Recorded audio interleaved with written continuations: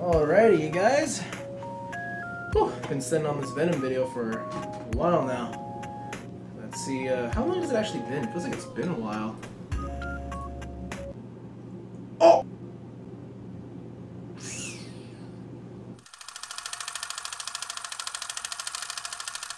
Huh. So it's been that long, huh? Let me put into perspective just how long I've been gone. Sprite T didn't exist the last video that I made, which was the Fury X. Now after being gone so long, I could go on this long, drawn-out explanation about where I've been, what I've been doing, why I was gone for so long. I'm not gonna. Now, all jokes aside, I do have a more thorough explanation and deep dive into where I've been and whatnot, why I've been gone for so long, planned for a different video, but here is the gist of it summed up. First off, I got into Battlefield 2042, and it's the PS4 version of Battlefield 2042, so the graphics aren't even that good. It's just, for some reason, I'm so addicted to it, and the rush I get when I finally get into a game after 5 minutes really hits. But aside from sending scrubs to the Shadow Realm with a fucking crossbow, I also at a couple points actually got sick. Game addiction, sickness, those are both things that I can get over pretty easily, but the one thing I can't get over is when the tool I use to make these videos, my phone, decides to just slop out on me. No joke, I will turn my phone on in the morning, it'll be at 70%, not even fully charged after a whole night of charging, and then in about maybe 30 minutes to an hour, it'll already be down to 20 after only opening the phone. The phone that I use to record my videos is what I've used to record my videos since pretty much the very beginning of the Phone Battalion, and I'm going to continue to be using a phone until I decide to upgrade to some sort of camera, but I like using the phone, it's what works for me. I do need to upgrade, my phone is a few generations behind, which is why it is so slopped up, but that's going to be at a different time, because I currently can't afford a phone. And while that does give me the perfect reason to slack off, and believe me, I've done a lot of slacking off, it also has been a time for me to grow new ideas, to plan out future videos, and it's also been just a big time for me to step back and look at what I want to do with my videos creatively. But that's just about the meat and potatoes as for where I've been. Other than that, we do have two more important updates to give you guys. First and foremost, the Phone Battalion now has merch on TeePublic. You can pick up shirts, stickers, I think hats as well, and hoodies. I'll leave a link to the store down in the description. Keyboard Defense on TeePublic. In a perfect world, I'd be wearing the shirt in this very video, but I haven't had time to pick one up. And along with the new merch store, we also have a new Discord channel, or server, Discord server. The Antelope Valley Phone Battalion server will be linked down in the description. But now with all that out of the way, we can finally get down to the DirtyD Max Venom Pro and these beautiful Venom Pro body kits sent to me by the man himself, Deadman's phone. Now just a heads up, this is not going to be like my usual Blaster Talk videos where I go over the history and the details and important notes I have about a blaster, because there are just so many videos on the Venom Pro. I think that anything that has been, that can be said about the Venom Pro has been said, and I feel like I don't have a lot to offer, but just so we can get the gist of what this is out of the way, we will reference this one because this is the most stock-like of the two kits and give some basic info. So this, of course, is the DirtyD Max Venom Pro. The Venom Pro is a mag in grip, flywheel-powered blaster. When you purchase your Venom Pro off the shelf, you get, of course, the blaster itself, as well as two 12-round magazines. You do get eye protection, which I can't show you because it's already gone into my club's iPro loaner bin. You would get 24 of these Nitro Shot Plus darts. You also get what is a 2S lithium-ion battery and a charger for that specific battery, all floating around the price range of about 50 bucks. Now for everything you get, I do believe that $50 is a very competitive price, especially considering the Nightingale was and is still currently available in semi-auto for 65 and full auto for 80, and then there is also the Nightingale 2.0 available for 90 bucks. Also in the realm of mag and grip blasters is the HC Diana, which yeah, that's not happening. That's not happening any day soon. But yes, as mentioned, the Venom Pro is a mag in grip blaster, one of the first of its kind available on store shelves, alongside maybe the Sender. I'm not sure which one did it first, but it is one of the first at the very least. And it uses these slim angle Talon mags that are compatible with Nightingale geometry. So if you want to, you could buy a 15-round Nightingale mag and slide one of those right in. But when Deadman sent me the initial kit a while ago now, he also included some magazines with some extension bumpers. Now I'm not sure who exactly made these particular bumpers, but I will leave a link to them in the description, as well as a link to Deadman's printables page and the specific parts that he has sent me. I also watched King of Games video on the Venom Pro literally like 10 minutes before making this, and I believe there was something about the Venom Pro mags having a bit of a better build quality, but I can't really speak on that because I don't own any Nightingale magazines. But the fact that Dartzone went with a standard geometry is very, very nice. But now to focus in on the goods, what have I attached to this Venom Pro? The Venom Pro itself, the base blaster, is still fully stock, at least on this one. What we have here is the Sidewinder stock. The design to me is very reminiscent of what you would see on maybe a Chris Vector, and it looks kind of small, but once you have it in hand, it actually feels like just about the right size. Shouldering it is very nice, and then with the extended Gaboon muzzle from Deadman, gripping the front like that feels so comfortable. And then you have the in-grip prime, which we'll talk about in a second. Also, not a prime, the rev trigger is right there. So you would choke up on it, rev, and the click sound when this thing fires is very, very satisfying. Aside from just looking and feeling very nice, you do also have a lanyard clip right here, somewhere to put maybe a sling. You have some raised Picatinny right here, which I do plan to get a sight to put on this. And then as mentioned, we have the Gaboon muzzle, which gives you some Picatinny on the bottom, so you can put any sort of mag holder, laser, flashlight, master key even. And I've got some gun nerd stuff to get into here in a second, but first I want to show you again that this does, in fact, fold. Now it doesn't lock. It doesn't lock, it kind of just free floats there, but you just whip it and you're good to go. You almost whip it. What did you just say?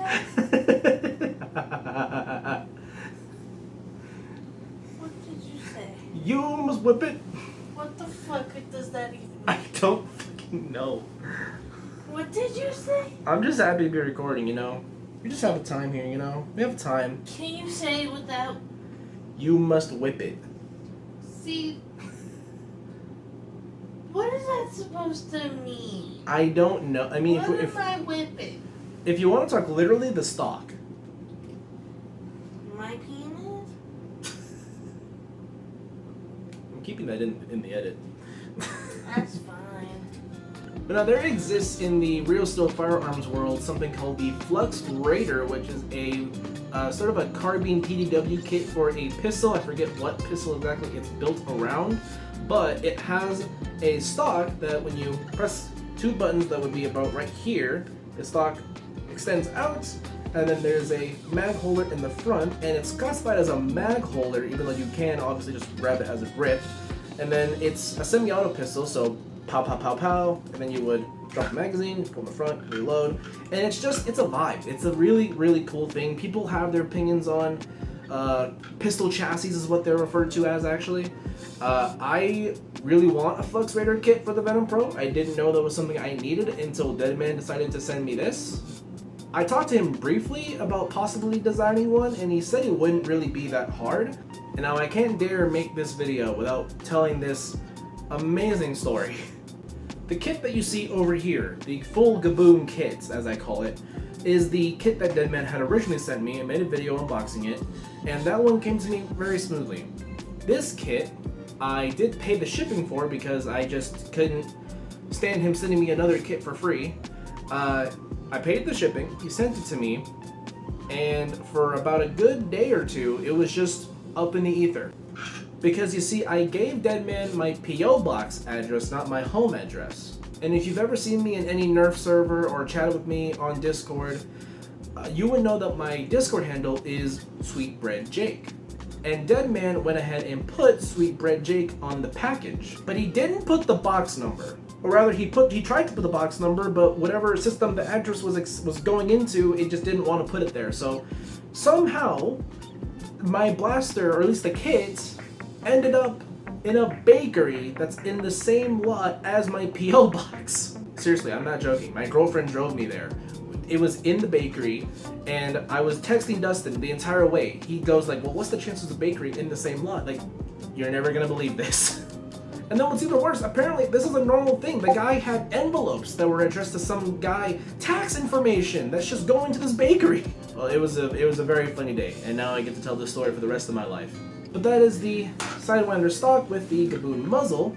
Now, we're going to get into the Gaboon grip with Gaboon muzzle. The Gaboon grip and the Gaboon muzzle, named after a super fat snake, allow you to freely pull out and shove in magazines without the need for a mag release. It also does, of course, fully replace the stock grip and also replaces the stock rev system and replaces it with a 2-stage trigger system of Deadman's own design. And as you can see, we have another magazine with the extended bumper here, and it does work with the stock 12-round magazines, but it's a little flush there. Yeah, I see that becoming annoying pretty quickly. But it does work, let the record show. You can use just stock Venom magazines, although I wouldn't recommend it. While the Gaboon grip does feel good in hand, it does not really meet my standards of what I want in a grip, but if you are a big manly man like Lorenzo, this would fit you perfectly. For someone with bigger hands, this is the grip that I would suggest to you if you feel like changing out your grip on the Venom Pro. And I think right now, Deadman is the only one that offers options to change out the grip.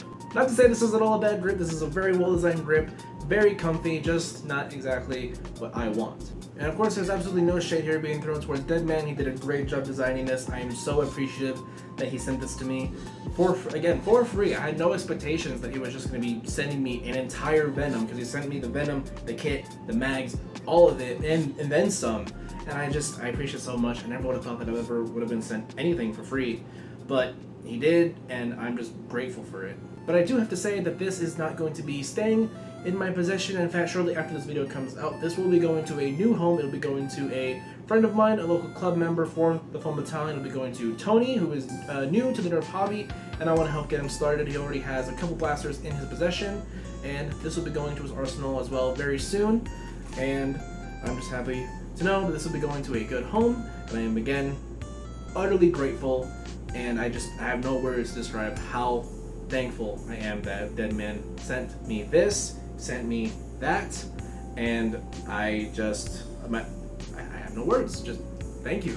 Also, Dustin, when you see this, hit me up and let me know how much one of these is gonna cost. Bianca wants one in pink.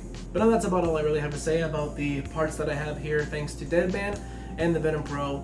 Just an amazing blaster all around. If you're in the market for a mag and grip flywheel blaster that can fit the role of a secondary and a primary seamlessly, this is your best option for the price. Even James, our local club member, will say that the Venom is more bang for your buck in terms of Venom versus Nightingale. Just a great modding platform. It's even been embraced by the integration side of the hobby. For Merge Masters 2025, it was the centerpiece for a lot of people's projects because it can fit so seamlessly into a lot of other blasters. I love the Venom Pro. I love these kits, and if you want to get yourself these parts or anything on Deadman's printables, you can of course hit him up, and he will print you parts if you need it. And just so we can give him some more flowers, make sure to follow him on Instagram as well. Currently, he's at work prototyping a blaster of his own design called the Dirty Dog. It's a really interesting project. I talked to him about it privately. It's very, very nice. It seems to be coming together very well, and I can't wait to see the finished project. I can't wait to see what other parts he makes. Hopefully he makes a Fluxator kit. I'm gonna cross my fingers, really hoping for that. If you did enjoy this video, make sure to leave a comment, leave a like, hit subscribe if you want to see more content like this, and hit the bell notification so you can be notified for when I make more content, because doing so does encourage me to make more content. Thanks to the Deadman, and I'll see you guys in, I don't know, another 3 or 4 months. I don't know.